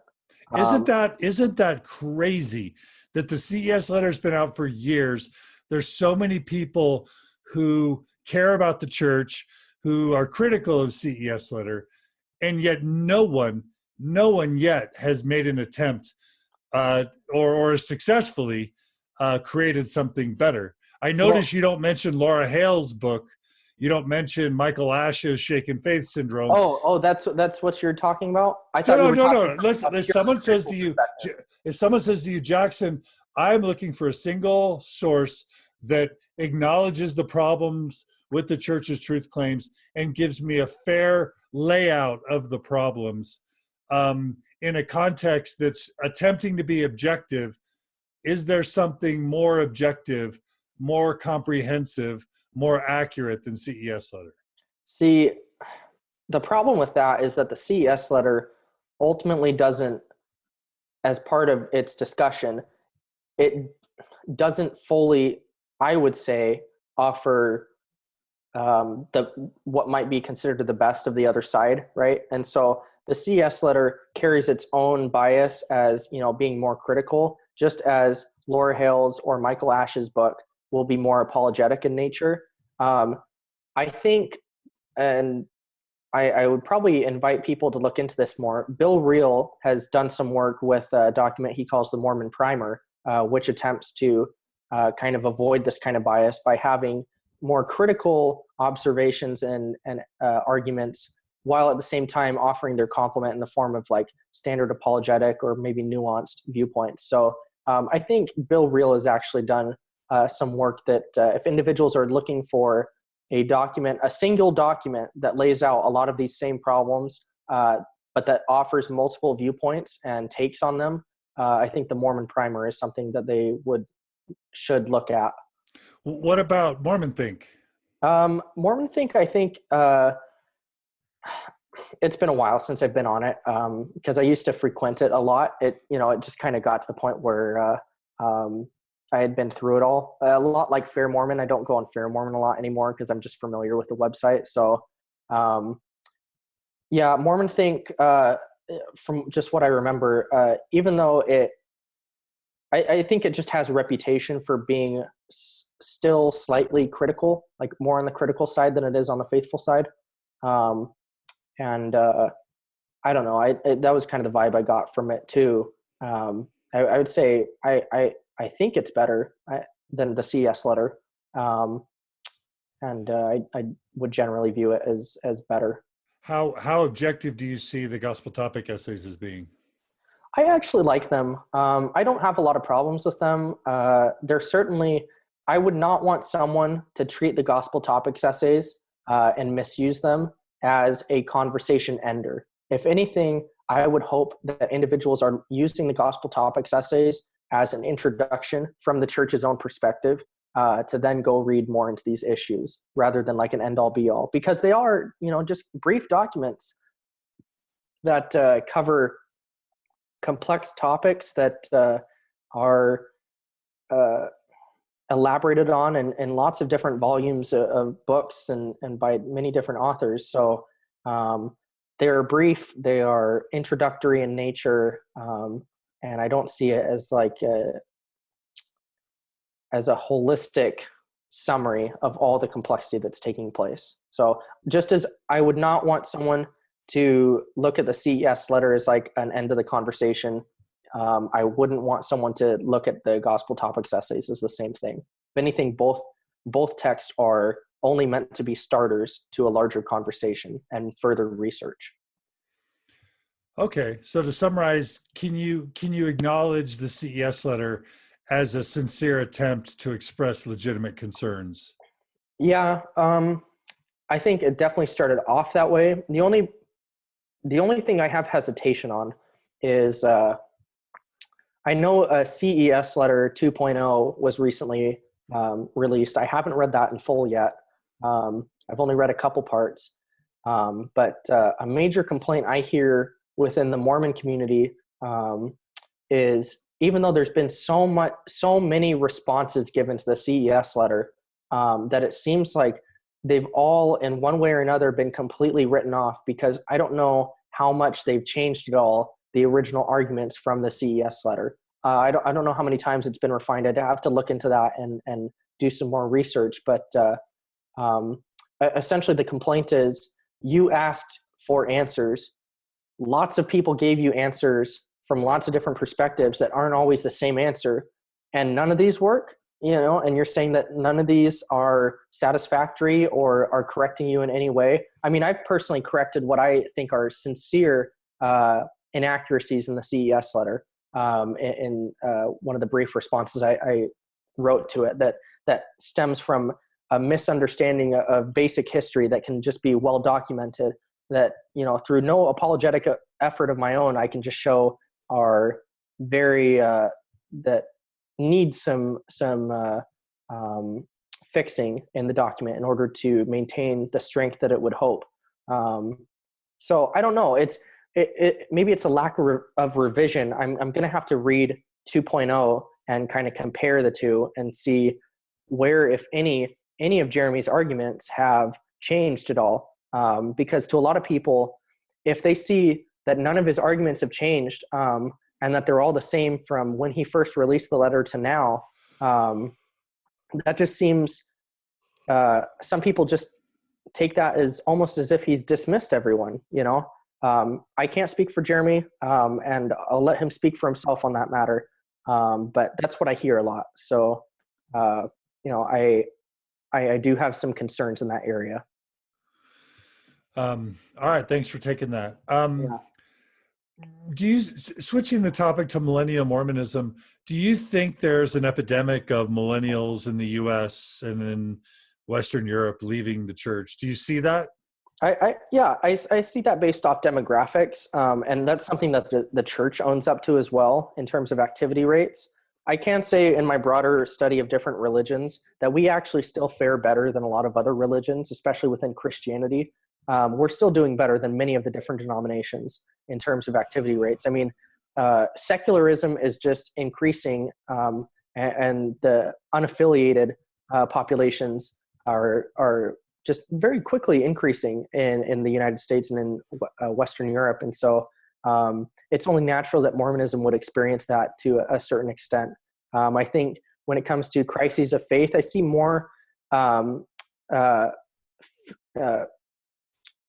faith crises come from the generation that grew up in the correlation era, which a lot of them are millennials. But at least from my own age group, from many of the friends I've been able to witness, most of us are pretty committed. And like I said, I've seen that transition from the correlation era to one that's more transparent and, offers more inoculation, if you will. So I think I think these rates will decrease, due to some inoculation efforts on part of the church. So inoculation works, is what you're saying. I think so. I mean, I voiced this before. Most people don't have a problem with seer stones. It's just the fact that they were never taught about seer stones in the first place that, deeply troubles them. So, when you change that kind of problem, I think you can definitely, I guess, keep a lot of people from having that same issue. And if the church were to say, Jaxon, help us keep more millennials and not lose them, are there any other recommendations you would make to the church to try and keep more of its millennials? Well, it definitely a concern that millennials have is that leadership of the church doesn't fully understand our perspective or some of our experiences, because most of the leadership, if not all of it, is made up of the baby boomer or greatest generation. The church is a gerontocracy, and I say that not as a pejorative, but very much that's what it is. It's a description, right? I'm just describing things, right? So you have individuals in leadership who are leading the church that are 1, 2, 3 generations, 4 generations detached from the up and coming ones, and so I think it would be refreshing to see more representation, maybe more roles for youth or youth voices being incorporated. Again, I don't know what takes place in headquarters. I don't know exactly how the church is currently trying to make sure that it understands the concerns of the younger generations. I'm sure it makes efforts to. Exactly how that works, I don't know. But my hope is that can continue to happen and maybe happen even more. So that way, rather than dealing with generational issues in retrospect as a means to try and, I guess, kind of, plug up the holes or whatever, patch things up, let's actively try and avoid them in the first place, or, confront them before they even take place. But again, it's just me talking. I don't know a lot of the complexities that come with running a global institution. What about being better with LGBT people and women and people of color? And I would love to see that happen. And as far as specific things go, just keeping conversations open, just staying open to concerns. Of course, there's all kinds of changes, right, that I might like to see happen, and that I would certainly suggest as potential problem areas if someone were to ask from the church as to how they could improve. But at the current moment, I'm just doing my best to try and change paradigms, and be a voice for this change in the first place. How about apologize for its mistakes? You okay with that? Yeah. If it did that, I would be comfortable with that. In fact, I'd find it refreshing on different issues or different areas.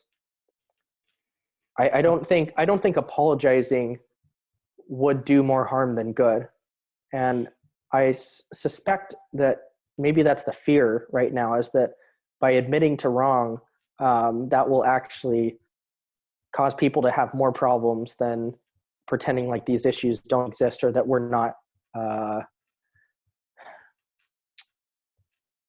responsible for them, that we don't have to be advocates for it. What about excommunicating people who openly express doubts or concerns? Do you think that's something they should stop? Or doubts and concerns? No. I think there's a difference between someone just trying to figure stuff out and more of a vocal critic. So I think there's a time and a place, and each situation will have to be gauged. And I would hope that individuals in trying to figure this stuff out would make sure that they're going about doing so in constructive ways. So I don't know. I mean, that one's kind of more complex because that's more of like an ecclesiastical or an administrative duty. The thing is, if you feel betrayed or if your kid commits suicide, Yeah. it's or you lose your wife and kids because of misinformation, or you feel duped. It's a lot to ask someone not to have periods of anger Yeah. and to be silent about that. Mm-hmm. And so I just want to challenge your position that, if you have someone die because of a church policy, or if you feel fundamentally deceived, you're putting that burden on people. Or if you just have genuine dark nights of the soul where you doubt or disbelieve things proactively, shouldn't people be given a space to doubt and to question and to even disagree or disbelieve without them being thrown out? Yeah, that's a very good point. I think that's a very complex issue. I can tell you from my standpoint, think about that more. I felt deceived, but I felt like I loved the church. I feel like I was just trying to speak openly about my concerns, and I felt like I was trying to work for positive change in the church, including advocating for same-sex marriage. And so, I was angry sometimes, but I also was genuinely trying to help. And you could even say the September 6th, even more so. They were just, Fawn Brodie was excommunicated for things that Richard Bushman was writing. And, I don't know. I would ask you to think a little bit more about that. No, and I certainly will. I mean, there's a lot of tension with that between individual independence and, just trying to live authentically and have questions and operate given the current struggles that they're dealing with, but at the same time, an institution looking out for its best interests and acting in a way that it feels is doing that. I think the conversation will be whether or not that is in the best interest of the church to kind of, separate itself from individuals that it sees as problem areas. I don't know. Yeah, that's a tough one. It's a tension. All right. So I guess let's end by your thoughts about the future. Are you optimistic? I'm very optimistic. Talk about both for the church and then for you personally. I see myself and those that I'm friends with as the rising generation within Mormonism. Many of those who are my same age, like, we recognize messiness, but we also recognize that we want to make positive change and we want to live our faith authentically and be true to ourselves and really just take things completely seriously in moving forward for positive change and just living our faith, the best that we see fit. So I'm looking forward to and continuing to do that. I'm also looking forward and just continuing to progress and grow as an individual. I'm going on a mission to because of the experience that I'm hoping to have, because of the changes that I hope that I can have, that I can bring to myself. I'm going to continue college. I'm going to, try and get into scholarship and things like that. And I'm enjoying the journey. I'm enjoying the conversations. And at the end of the day, like, my main focus is being true to myself, but also building bridges with those that are different than me. And I think if we can all do that, no matter what our perspective is, we can make the world a better place. Absolutely. Well, Jaxon Washburn, I don't know if we adjust for age.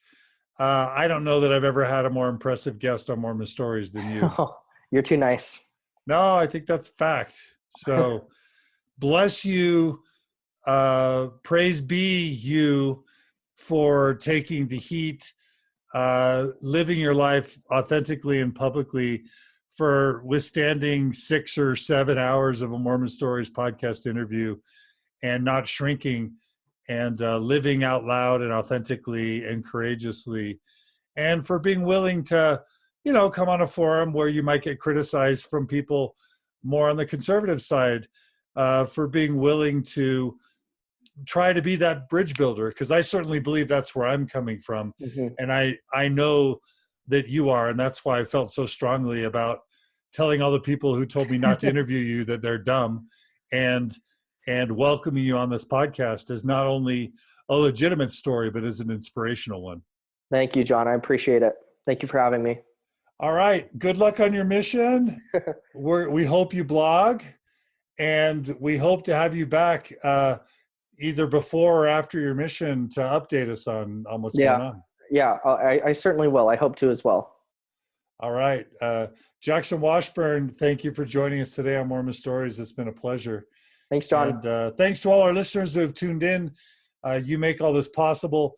Please like us, Mormon Stories Podcast Facebook page. Please give us positive reviews on the Mormon Stories Podcast page. Please give us positive reviews on iTunes. All those things make a huge difference. Like us on Twitter and on Instagram if you want to. Follow us there. Check out our events. We've released the 2018 events calendar for Mormon Stories, the retreats and the workshops. Lots of cool events coming. Go to mormonstories.org/events to check out those events. Follow us on Patreon if you want to. That's one way you can support us financially. And then most importantly, the way that we survive is by donations, $10 a month, $100 a month, $1,000 a month, whatever you can afford. Your donations are tax deductible in the U.S. We're transparent, and it goes towards the mission of the nonprofit, which is to support Mormons in or out of the church, believing or not, but supporting them and their loved ones in a transition. Please donate and support Mormon Stories. It's the end of the year. It's the time where people are trying to figure out what to do with their charitable donations. We hope you'll keep the Open Stories Foundation Mormon Stories in mind with your donations. Just go to mormonstories.org and you can donate, or go to openstoriesfoundation.org and donate. Those donations are appreciated and they keep us alive. Thanks to everyone who joined us on Facebook, everyone who wrote in with questions. Your comments and questions made this a lot more interesting. Jaxon, a lot of people are saying they're proud of you. They think you're awesome. And they think you're impressive. You're smart. And I just want to join the chorus and say you're freaking awesome.